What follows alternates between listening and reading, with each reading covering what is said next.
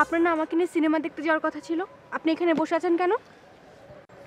Cinema মানুষ দেখে। কেন? সিনেমা দেখলে সমস্যা কি?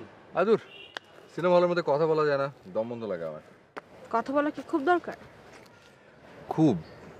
তাহলে বলেন। এইখানে বসে বলা যাবে না, অনেক উঁচু কোনো একটা বিল্ডিংয়ের ছাদে উঠতে হবে, অনেক উঁচু। সেখানে হু হু করে বাতাস এসে ধাক্কা মারবে, আর তখন আমি আমার কথাটা তোমাকে বলবো। এমন কি কথা যেটা বলতে হলে আপনার অনেক উঁচু বিল্ডিং এর ছাদে উঠতে হবে? যদি স্বর্গের কাছাকাছি দাঁড়িয়ে বলা যেত তাহলে সবচেয়ে ভালো হতো।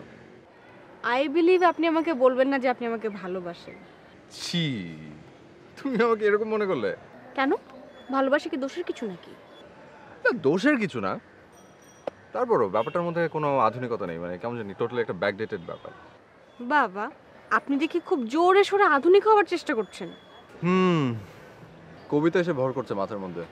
আজব তো আপনি। সিনেমা দেখতে যাবেন না, এখানে বসে একা একা ভালোবাসতেও চাইবেন না, আপনি চানটা কি তাহলে?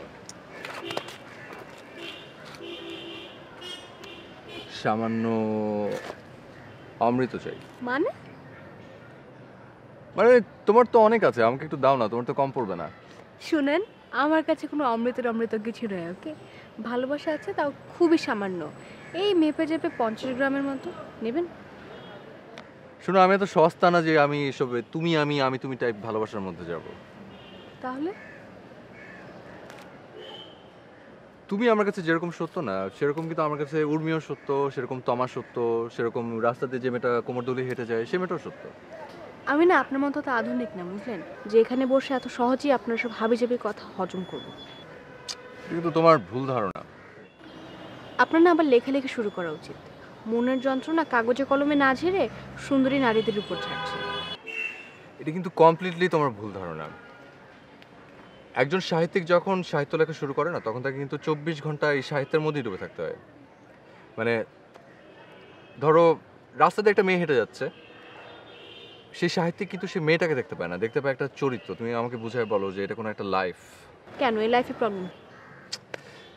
প্রবলেম না, মানে বিউটিকে তুমি ঠিকমতো অ্যাপ্রিসিয়েট করতে পারছো না। মানে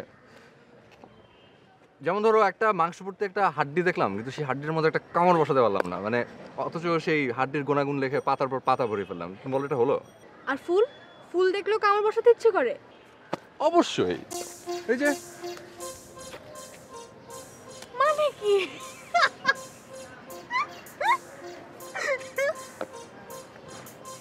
আপনি পারেন না সাজ্জাদ ভাই।